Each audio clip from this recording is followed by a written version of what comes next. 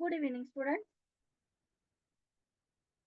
आज हम business tax assessment and planning इस सब्जेक्ट के अंडर जो agricultural income and exemption of agricultural income है, MCom first semester second NEP 2023 as well as DTL MBA then CA, इन सभी जो कोर्सेस है उन सभी स्टूडेंट के लिए वीडियो यूजफुल है। और उसके अलावा जो अदर यूनिवर्सिटी के स्टूडेंट है यानी कि एसपीपीयू छोड़ के अदर यूनिवर्सिटी के जो स्टूडेंट है तो उनके लिए भी ये वीडियो यूजफुल है। आप सिर्फ आपका सिलेबस देखिए, आपके टैक्सेशन के सिलेबस के अंडर अगर ये टॉपिक होगा तो ये वीडियो आपके लिए यूजफुल है। और कुछ स्टूडेंट का डाउट था कि जो फाइनेंशियल एनालिसिस एंड कंट्रोल है तो उनके जो वीडियो अपलोडेड है ऑलरेडी हमारे चैनल पर, तो वो वीडियोस जो है वो 2023 एनईपी के सिलेबस के लिए भी एप्लीकेबल है। मतलब आप कुछ डाउट मत लीजिए कि वो सिर्फ 2019 पैटर्न के स्टूडेंट के लिए है। और वो जो सभी वीडियोस है जो फंड फ्लो स्टेटमेंट के हैं, कैश फ्लो स्टेटमेंट के हैं, वो सभी वीडियोस निराली पब्लिकेशन के टेक्स्ट बुक में से लिए हुए प्रॉब्लम के ही वीडियो है। अभी आपका जो सिलेबस है वो मैंने पहले एक्सप्लेन किया था, उसका मैंने वीडियो भी डाला था कि जो फाइनेंशियल एनालिसिस एंड कंट्रोल है उस सब्जेक्ट के अंडर कौन से टॉपिक आते हैं, और उनकी प्लेलिस्ट मैंने उस वीडियो के डिस्क्रिप्शन बॉक्स में भी आपको दी है। वंस अगेन इस वीडियो के डिस्क्रिप्शन बॉक्स में भी मैं फाइनेंशियल एनालिसिस एंड कंट्रोल ये जो कंपलसरी सब्जेक्ट है तो उसकी प्लेलिस्ट मैं आपको दे दूंगी। तो इसके अंडर आपको है common size and comparative statement, then fund flow, cash flow statement, and अभी जो हम अपडेट कर रहे हैं तो वो कैपिटल बजटिंग के प्रॉब्लम। तो ऐसे आपको तीन टॉपिक्स है, लेकिन फंड फ्लो कैश फ्लो ये दोनों में से एक ही प्रॉब्लम आएगा। तो इस तरह से फंड फ्लो कैश फ्लो मिला के चार टॉपिक्स है।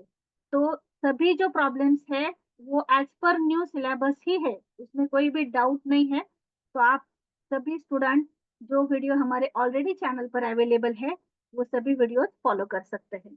तो अभी स्टार्ट करते हैं agricultural income and exemption of agricultural income का फर्स्ट प्रॉब्लम।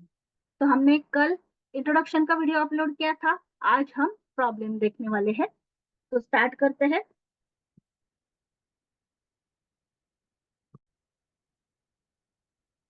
तो पहले आप प्रॉब्लम समझ लीजिए, प्रॉब्लम बहुत इजी है।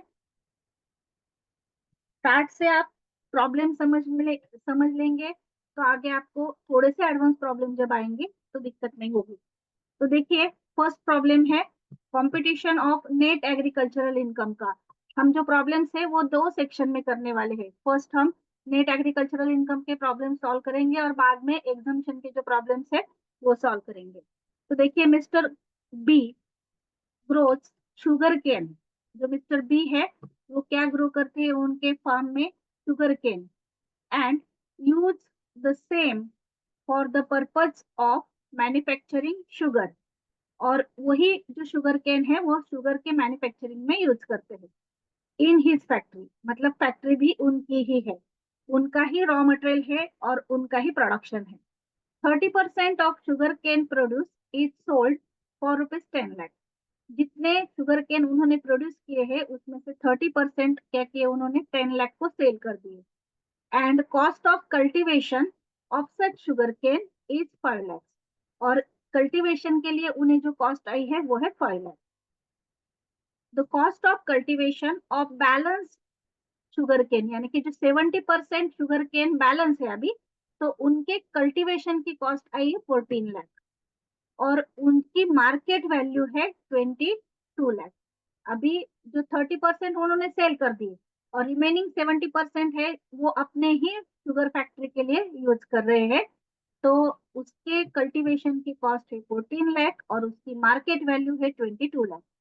After incurring 1,50,000 sorry 1,50,000 sorry 15 lakh होगी यहाँ पर, तो जीरो थोड़ा सा मिसिंग है, lakhs in manufacturing, 15 lakh in manufacturing process on the balance sugar cane.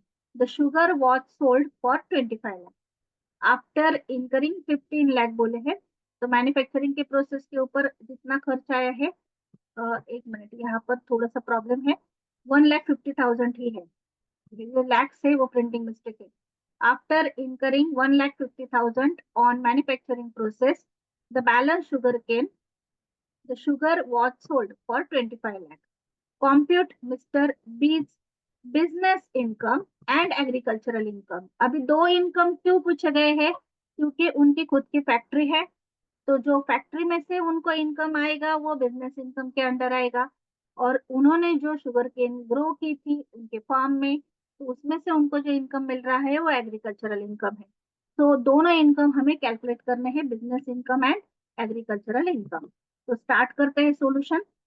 देखिए हमने यहाँ पर जो कॉलम किए हैं वो भी business income and agricultural income, इस तरह से दो कॉलम किए हैं। तो पहले उन्होंने जो सेल की है शुगर, 70% जो शुगर थी उसके ऊपर उन्होंने प्रोसेसिंग की और बाद में उसको सोल्ड कर दिया है, तो वो कैलकुलेशन के लिए लेंगे, वो होगा उनका बिजनेस इनकम। तो sale of sugar business income के अंडर आएगी। सेल्स प्रोसीड ऑफ शुगर जो लास्ट में दी गई थी, उन्होंने शुगर कितने को सेल की, 25 लाख को, less market value of sugar, जो 70% शुगर उन्होंने प्रोडक्शन के लिए यूज की है उसकी मार्केट वैल्यू हम उसमें से लेस करेंगे 22 लाख। और जो मैन्युफैक्चरिंग का एक्सपेंसेस आया था 1,50,000, जो एक्सपेंसेस इनकर्ड है वो भी हम क्या करेंगे, लेस करेंगे। तो यहाँ पर रिमेनिंग अमाउंट आई है 1,50,000। अभी हम क्या करेंगे, जो 22 लाख मार्केट वैल्यू थी शुगर की, उसमें से जो कल्टीवेशन कॉस्ट थी 70% शुगर केन की, वो माइनस करेंगे। तो यहाँ पर हमने एग्रीकल्चरल इनकम के अंडर ली मार्केट वैल्यू ऑफ शुगर 70% की। यहाँ पर इनर कॉलम है, ये एग्रीकल्चरल इनकम का भी कॉलम है। तो यहाँ पर हमने वो अमाउंट ली 22 लाख, और उसमें से कॉस्ट ऑफ कल्टीवेशन जो है 14 लाख वो माइनस की। तो 22 लाख में से 14 लाख माइनस कर कर हमारा एग्रीकल्चरल इनकम जो है वो आया है 8 लाख।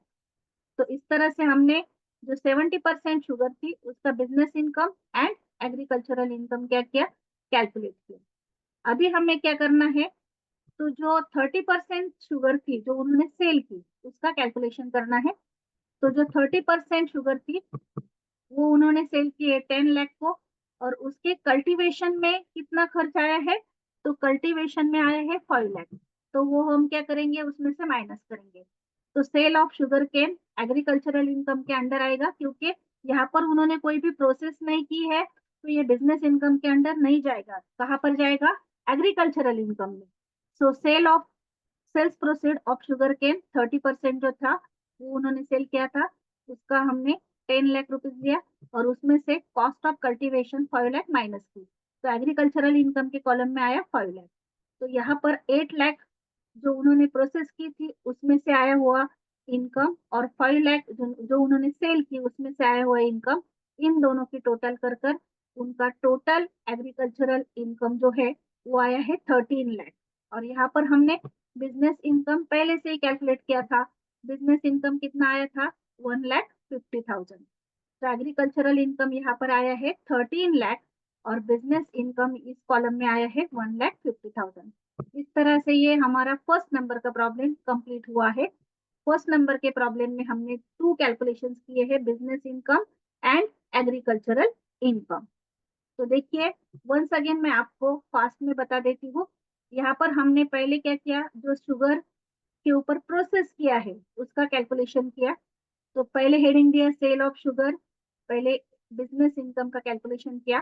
सेल्स प्रोसीड जो है शुगर की वो है 25 लाख, उसमें से मार्केट वैल्यू माइनस की, और जो एक्सपेंसेस आए थे मैन्युफैक्चरिंग के वो भी माइनस किए, तो उनका बिजनेस इनकम आया 1,50,000। सेम वही जो शुगर केन थे, तो वो उसकी मार्केट वैल्यू जो थी शुगर की वो थी 22 लाख, उसमें से कल्टीवेशन जो है कॉस्ट वो माइनस की 14 लाख, तो उनका एग्रीकल्चरल इनकम आया 8 लाख। तो 70% शुगर केन उन्होंने मैन्युफैक्चरिंग के लिए यूज किए थे उसका कैलकुलेशन है, और जो 30% उन्होंने डायरेक्टली सेल किए थे तो उसका कैलकुलेशन हमने यहाँ पर किया है। Sale of sugarcane agricultural income के अंडर आएगा, क्योंकि उसके ऊपर कोई भी उन्होंने प्रोसेस नहीं की है।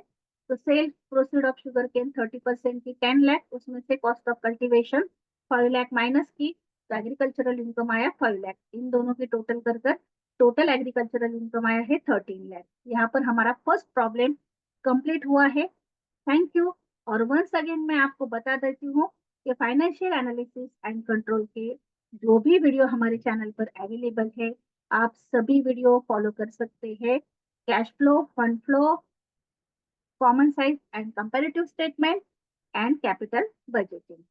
और जो हमारे टैक्स के प्रॉब्लम्स है वो मैं अभी एग्रीकल्चरल इनकम के कुछ प्रॉब्लम लूंगी, बाद में एचयूएफ के लूंगी। तो ऐसे वन बाय वन थोड़ी थोड़ी प्रॉब्लम पहले ले लेती हूँ, बाद में सभी प्रॉब्लम जो बुक्स में है वो सभी प्रॉब्लम्स हम हमारे चैनल पर कवर करने वाले हैं। तो बने रहिए। Thank you.